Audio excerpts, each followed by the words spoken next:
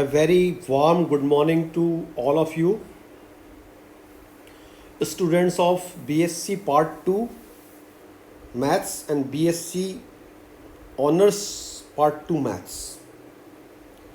आज हम लेक्चर 9 लेकर वेलोसिटी एंड एक्सेलरेशन सीरीज़ का लेक्चर 9 लेकर आपके सामने आए हैं।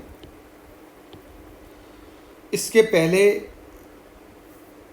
के सारे लेक्चर्स आपको देखना और समझना बहुत ज़रूरी है, क्योंकि अब हम कुछ एडवांस लेवल के क्वेश्चंस कर रहे हैं जो कि आपके एग्ज़ाम में फ्रीक्वेंटली आते हैं। देखिए, सबसे पहले आपको मैं एक रिकॉल करवा रहा हूँ। एक आपको आपके सामने एक डायग्राम दिख रहा है। ये दिख रहा है आपको डायग्राम? ये डायग्राम हालांकि मैंने प्रीवियस आपके वीडियो लेक्चर और पीडीएफ में भी डाला हुआ है। ये डायग्राम बहुत इम्पॉर्टेंट है। इस डायग्राम में एक सबसे पहले आपको ध्यान देना है कि एक कर्व है। ये कर्व देखिए आप, जिसमें मैं येलो कलर मार्क कर रहा हूँ। ये कर्व एक्चुअली किसी पार्टिकल का पाथ है।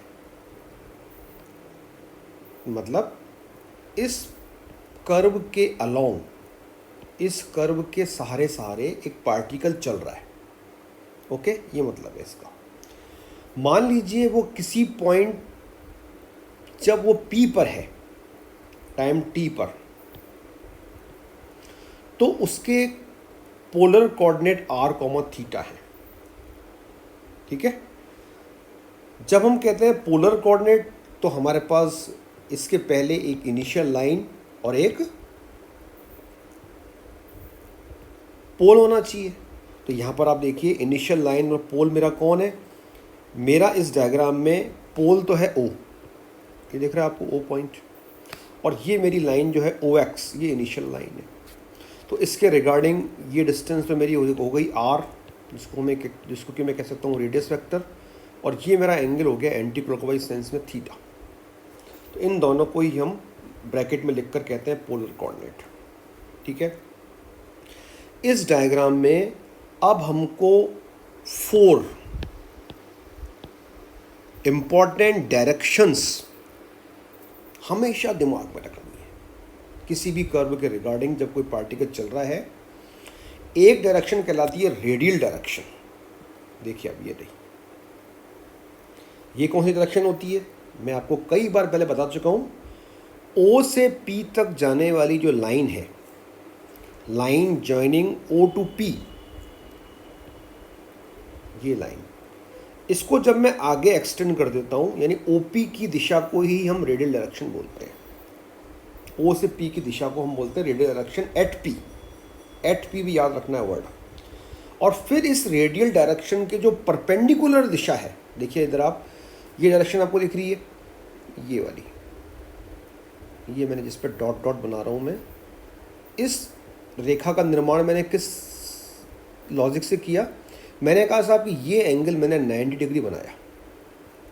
मैं क्या कह सकता हूँ कि this direction, dotted direction is perpendicular to the radial direction, और इस डायरेक्शन को हम बोलते हैं ट्रांसवर्स डायरेक्शन।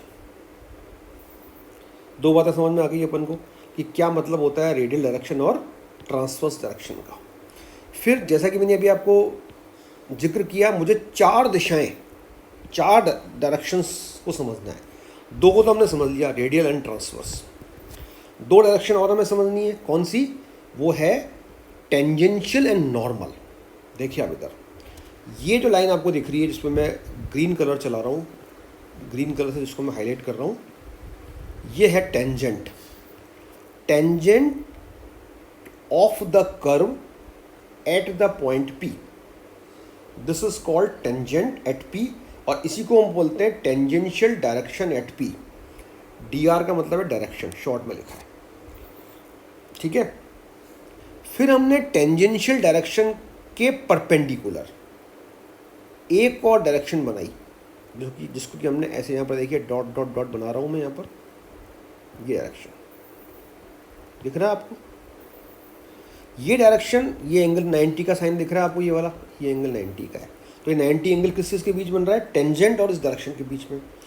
इस डायरेक्शन को हम बोलते हैं नॉर्मल डायरेक्शन। देखिए ये उल्टा करके लिख दिया है, तो आपको दिख रहा होगा नॉर्मल डायरेक्शन। तो ये 4 दिशाएं जो आपको अभी 2 ग्रीन कलर में और 2 ये रेड कलर में, ये वाली और ये वाली, ये चारों डायरेक्शन आपको सबसे पहले समझ में आनी चाहिए, वरना ये चैप्टर आपको समझ में बिल्कुल नहीं आएगा। तो ये 4 direction, radial, transverse, tangential, normal, ये आपको हमेशा इसका मीनिंग क्लियर होना चाहिए। अब हम इन डायरेक्शन पे इतना फोकस क्यों कर रहे हैं? क्योंकि देखिए साहब, हम बात कर रहे हैं एक पार्टिकल की जो कि चल रहा है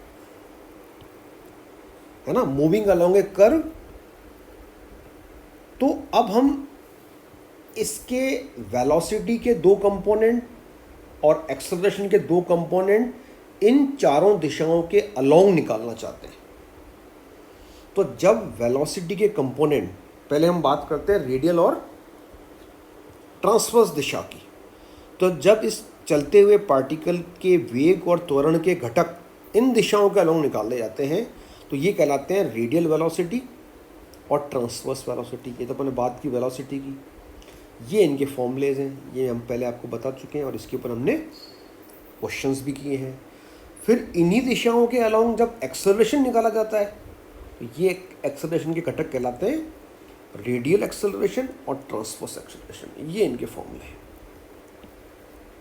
नट शेल में मैं आपको पूरा रिवाइज करवा रहा हूँ अब तक का। फिर बात करते हैं इन दिशाओं की, टेंजेंशियल डायरेक्शन और नॉर्मल डायरेक्शन। जब इनके अलोंग अपन वेलोसिटी और निकालते हैं तो ये कहलाती है टेंजेंशियल वेलोसिटी और नॉर्मल वेलोसिटी, ये इसके फॉर्मूले लिखे हैं आपके सामने। और जब इन्हीं डायरेक्शन के अलोंग एक्सेलरेशन निकाला जाता है तो ये कहलाता है टेंजेंशियल एक्सेलरेशन और नॉर्मल एक्सेलरेशन। तो ये सारे फॉर्मूले जो हैं वो आपको आपके पिक्चर में दिख रहे हैं, और आप, आई होप कि आपने बुक्स में भी इनको देखा होगा और कुछ अपनी तरफ से भी क्वेश्चंस अटेम्प्ट करने शुरू किए होंगे। देखिए साहब, वेरी क्लियर, इन फॉर्मूलों पर बेस्ड बहुत सारे क्वेश्चंस और एग्जाम्पल हैं। वो सारे क्वेश्चन और एग्जाम्पल तो हम यहाँ कर नहीं सकते, ठीक है, इवन क्लास में भी अगर हम आ रहे होते तो भी नहीं कर पाते। तो यहाँ पर जो भी इम्पोर्टेंट है, जो एग्जामिनेशन पॉइंट ऑफ व्यू से वही बताए जाते हैं, लेकिन एग्ज़ाम में तो सब कोई भी क्वेश्चन और एग्जाम्पल आ सकता है। तो आपको रिमेनिंग जितने भी क्वेश्चंस हैं जो मेरे यहाँ पर लेक्चर्स में बताए गए, उसके अलावा वो सब भी आपको साथ साथ करने, ठीक है। अब देखिए, आज हम एक इम्पॉर्टेंट क्वेश्चन डिस्कस कर रहे हैं लेक्चर 9 में। अब जो हम क्वेश्चन कर रहे हैं वो मेनली टेंजेंशियल और नॉर्मल वेलोसिटी और एक्सेलरेशन के सूत्रों पर आधारित है, ठीक है। तो इस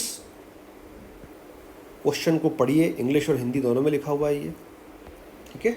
सबसे पहले हम कह रहे हैं एक पार्टिकल डिस्क्राइब कर रहा है एक सर्किल को जिसकी की रेडियस ए है, सर्किल की रेडियस ए है।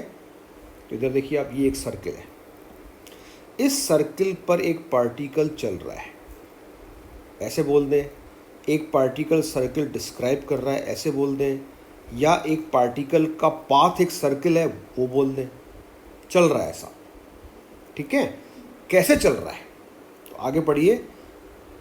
इन सच ए वे, यहाँ से ये लाइन जो मैंने अभी ब्लू ब्रैकेट में बंद की है, इन सच ए वे का मतलब इस प्रकार चल रहा है कि टेंजेंशियल एक्सेलरेशन इज ऑलवेज के टाइम्स द नॉर्मल एक्सेलरेशन। मतलब पार्टिकल का टेंजेंशियल एक्सेलरेशन के गुना है, के टाइम्स मतलब के गुना है इसके नॉर्मल एक्सेलरेशन की। इस शर्त का पालन करते हुए पार्टिकल चल रहा है, ठीक है। तो ये अभी अपन आगे देखेंगे। अब हमें पता क्या करना है, ये तो गिवन बात हो गई। पता हमको ये करना है, इफ, यहां से पढ़िए आप, इफ से, if its speed at a certain point is you, prove that. मतलब जब ये पार्टिकल इस सर्किल के अलोंग चल रहा है, तो इस सर्किल पर जब ये किसी एक निश्चित बिंदु पर है, वो बिंदु कोई भी हो सकता है, उस समय इसकी स्पीड हमको यू गिवन है। तो देखिए, सबसे पहले मैंने एक कन्वीनियंस के लिए, सुविधा के लिए ये मान लिया कि जब पार्टिकल इस सर्किल के लोएस्ट पॉइंट पर है, ए पर, जिस पॉइंट का नाम हमने रखा है ए, दिख रहा है आपको, तो इस समय इसकी स्पीड यू है, ठीक है। आपको क्या दिख रहा है, आपको एक लाइन दिख रही है, देखिए इसको मैं ब्लू कलर से हाईलाइट कर रहा हूँ। ये एक्चुअली इस ए पॉइंट पर इस सर्कल की टेंजेंट है। तो हम जानते हैं हमारे अब तक की नॉलेज से कि किसी भी पॉइंट पर अगर हमें किसी पार्टिकल के वेग की दिशा बतानी हो या वेग वेक्टर बनाना हो, तो हम उस पॉइंट पर उस कर्व की टेंजेंट के अलोंग उसको बताएंगे। तो यहाँ पर मैंने टेंजेंट बनाकर इसके पास में लिखा u, इसका मतलब ये इसके वेग की दिशा है और वेग का परिमाण, इसको हम इंग्लिश में कहते हैं मैग्नीट्यूड, यानी इसका स्पीड, ये पार्टिकल की स्पीड है। ये हमको गिवन है, एक पॉइंट पर थी, वो पॉइंट हमने ए मान लिया। अब let us complete the question. Prove that, यहाँ से पढ़िए, it will return to the same point. कौन सा पॉइंट? जिस पॉइंट पर हमने स्पीड की अभी भी बात की। हमने क्या कहा साहब, यू स्पीड पार्टिकल की कब है? जब वो ए पॉइंट पर है। तो ए से चलकर, मतलब जब हमने उसको एक बार ए पर देखा, वो ए से चला, और जब वो ए से चलकर जब वो वापस कंप्लीट एक राउंड काट के आया, वापस ए पर जब वो आया तो एक राउंड हो गया। तो इस एक ए राउंड को तय करने में जो उसको टाइम लगा, जो उसने टाइम लिया, वो इतना टाइम लिया, ये हमको प्रूव करना है। आफ्टर टाइम मतलब when it starts from A या when it departs from A and it make its complete one round and again come back to A, then what time it takes? It takes this time. This I have to prove.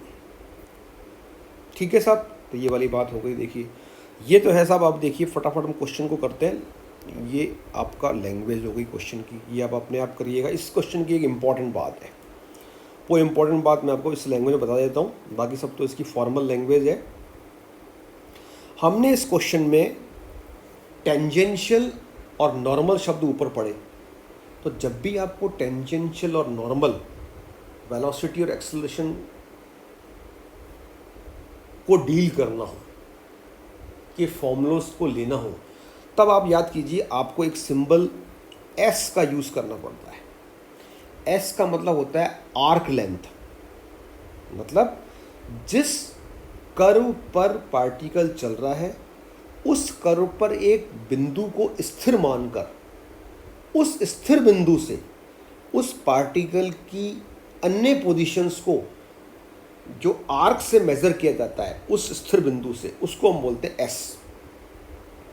देखिए आप, हमने यहाँ पर स्थिर बिंदु ले लिया ए,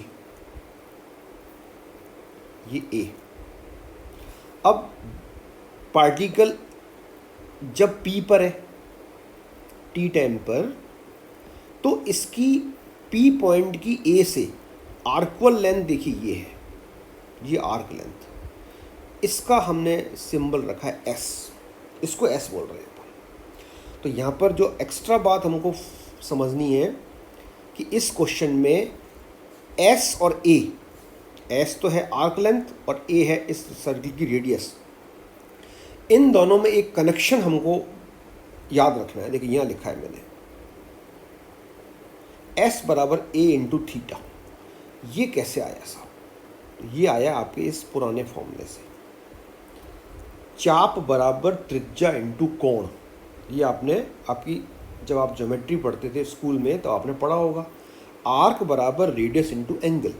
तो देखिए आप, ये तो है आर्क एस, रेडियस है इसकी ए, और एंगल इसने डिस्क्राइब किया थीटा, इस एंगल को हम थीटा मान रहे हैं। देखिए कैसे, एक बार फिर से आपको समझाता हूँ।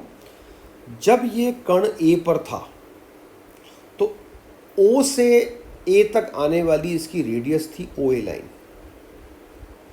जब ये ए से चला, जैसे मान लीजिए थोड़ी देर बाद वो यहाँ आ गया, ये डॉट बनाया मैंने अभी, तब आप सोचिए कि ये जो ओ ए लाइन है इसकी नई पोजीशन क्या हो गई। तो जब ये इस पॉइंट पर आया तो ये हो गया ये, यानी एक तरह से हम कह सकते हैं कि ओ ए लाइन भी ऐसे डिस्प्लेस हो गई। ऐसे जब ये अलग अलग पॉइंट पे आता गया और इस प्रकार जब ये पी पर आया तो ओ ए लाइन की पोजीशन अब ये हो गई। तो इसने जो एंगल अपनी यानी angle between O P and O A, इसको हम कह रहे हैं थीटा। इसको हम क्या मतलब अज्यूम कर रहे हैं, theta. Actually R comma theta इस पॉइंट के पोलर कोऑर्डिनेट हैं। तो जब पोलर कोऑर्डिनेट में ले रहा हूँ तो I must have pole, information of pole and information of initial line. तो पोल तो देखिए हमने इसमें मान लिया है सर्किल का सेंटर, ये लिखा है यहाँ लैंग्वेज में, आप पढ़ सकते हैं इसको।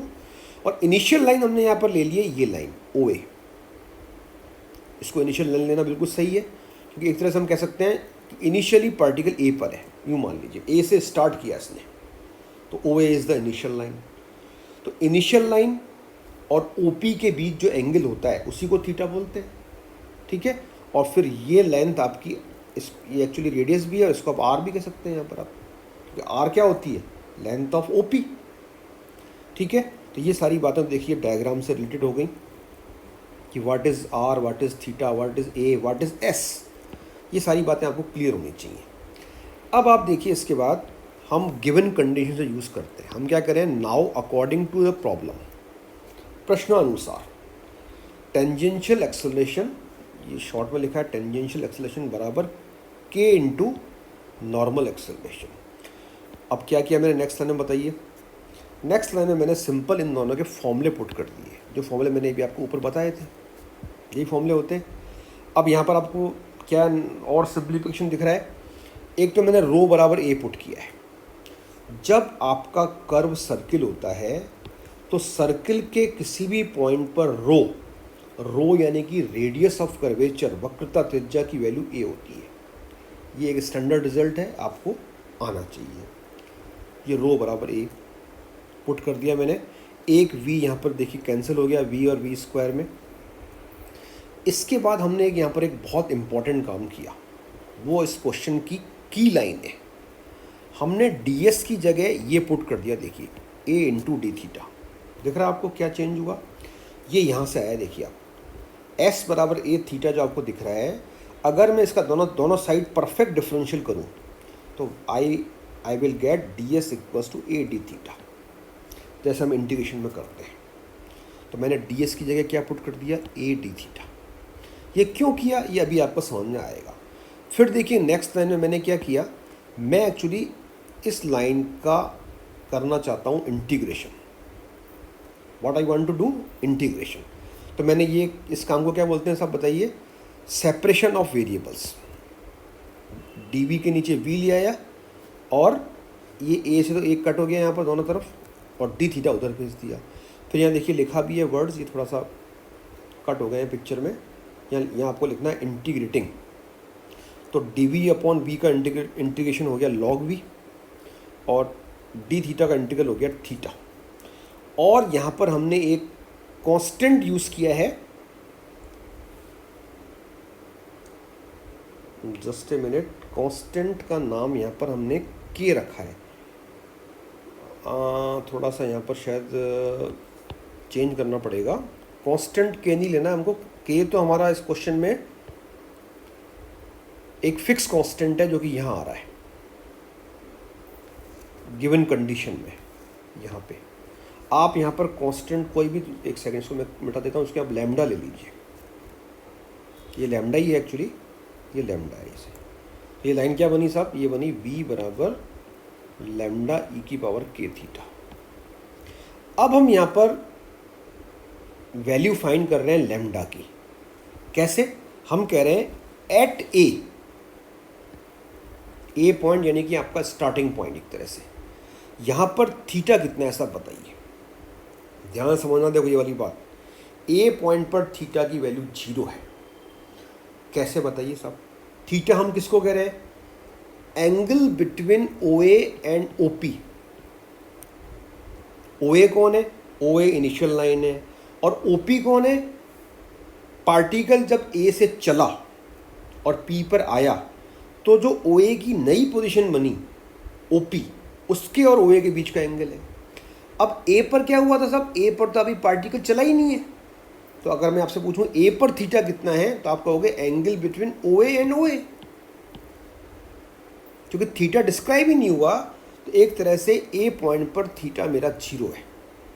और इस पॉइंट पर वेलोसिटी मुझे u गिवन है, v बराबर u कैसे लिखा मैंने, क्योंकि हमको क्वेश्चन में गिवन है। तो थीटा बराबर 0 और v बराबर u जब मैंने इसमें पुट किया तो देखिए क्या आया, u बराबर लैम्डा e की पावर 0। थीटा को 0 पुट कर रहे हैं अपन, तो इससे लैम्डा की वैल्यू u निकल के आ गई। ये लैम्डा है, इसको लैम्डा कर लेना आप। तो अल्टीमेटली जब मैंने लैम्डा की वैल्यू जब ये वाली यहाँ पुट कर दूंगा मैं, तो I will get this relation. Okay, अब देखिए इसके बाद मैं क्या क्या कर रहा हूँ। v की जगह मैंने ds/dt इसका फॉर्मूला पुट कर दिया, और अगेन ds की जगह मैंने पुट कर दिया a d थीटा। ये अभी ऊपर भी किया था मैंने, वापस पुट कर दिया। फिर मैंने इसका वापस से ये क्या किया, देखो एरो लगाया मैंने, वापस से मैंने यहाँ पर वेरिएबल सेपरेट कर दिए। डी थीटा की साइड में ई वाला टर्म लेके आ गया, ये टर्म में इधर लेके आ गया, माइनस में हो गई पावर। ए और यू भी इधर लेके रखे मैंने, और राइट हैंड साइड में मैंने खाली डी टी को भेजा। क्यों साहब ये बताओ? क्योंकि अगर आप क्वेश्चन को एक बार वीडियो को पॉज करके वापस से पढ़ें तो आपको इस क्वेश्चन में निकालना क्या है साहब, आपको इस क्वेश्चन में टाइम निकालना है। टाइम, कौन सा टाइम? पार्टिकल के द्वारा, ध्यान सुनना, पार्टिकल के द्वारा ए से रवाना होकर वापस ए तक आने का टाइम निकालना है। ठीक है, इसलिए अब आपको इस रिलेशन का दोनों साइड करना पड़ेगा इंटीग्रेशन। कौन सा integration? Definite integration. Definite integration क्या होता है साहब? लिमिट वाला इंटीग्रल। हम लिमिट वाला इंटीग्रेशन करते थे ना, fx dx a to b, इस इंटीग्रल को बोलते हैं डेफिनेट इंटीग्रल। और जो बिना लिमिट वाला होता है उसको हम कहते हैं इनडेफिनेट इंटीग्रल। तो यहाँ पर डेफिनेट इंटीग्रल ही क्यों करना है? क्योंकि साहब देखिए, हमको जो टाइम निकालना है ना, वो दो निश्चित स्थितियों के बीच का निकालना है। कौन सी निश्चित स्थितियाँ? देखिए इधर आप, यहाँ पर बताता हूँ आपको। एक तो देखिए साहब, जब पार्टिकल ए से स्टार्ट हुआ तो उस समय थीटा 0 था, मैंने आपको बताया है अभी। फिर ये चलता गया पार्टिकल ऐसे, तो आप समझ सकते हैं कि जब ये चलता गया तो इधर देखिए, मान लीजिए जब पार्टिकल यहाँ आया, ये कौन सा पॉइंट है? ये एक स्पेशल पॉइंट है, मान लीजिए बी। और स्पेशलिटी क्या है इसकी कि ओ बी लाइन आपकी हॉरिजॉन्टल है। तब आप बताइए इस पॉइंट पर थीटा कितना बन जाएगा? इस पॉइंट पर थीटा बन जाएगा थीटा बराबर π/2। तो अगर मैं आपको बोलूं कि ए से लेकर बी तक का टाइम फाइंड करो चलने का, तब आप इस लाइन का दोनों तरफ जो इंटीग्रल करोगे उसकी लिमिट हो जाएगी थीटा बराबर 0 to π/2। ठीक है, फिर मान लीजिए पार्टिकल और चला ऊपर, और ऊपर चलकर एक स्पेशल पॉइंट सी पर आ गया। इसकी क्या स्पेशलिटी है कि ये हाईएस्ट पॉइंट है। तो अब आप बताओ, अगर ए से सी तक का टाइम निकालना होगा तो हम यहाँ पर इंटीग्रेशन करेंगे। ए पॉइंट के लिए थीटा की वैल्यू 0 से लेकर जो सी पॉइंट पर थीटा की वैल्यू है, सी पॉइंट पर थीटा की वैल्यू है आपकी पाई। तो इसका इंटीग्रल हो जाएगा 0 to π के बीच में। तो अगर आप समझ गए तो आप मेरे इस क्वेश्चन का जवाब दीजिए कि ए से चलकर वापस ए तक आने का टाइम अगर निकालना है तो मेरी जो इंटीग्रेशन की लिमिट होगी वो हो जाएगी theta equals to 0 to theta equals to 2π। क्योंकि जब पार्टिकल एक पूरा राउंड चल गया तो इसने एंगल कितना डिस्क्राइब किया साहब? 2π। देखिए इधर ये चला, वापस यहाँ तक आएगा, तो एंगल पूरा एक कंप्लीट 2π एंगल बन गया।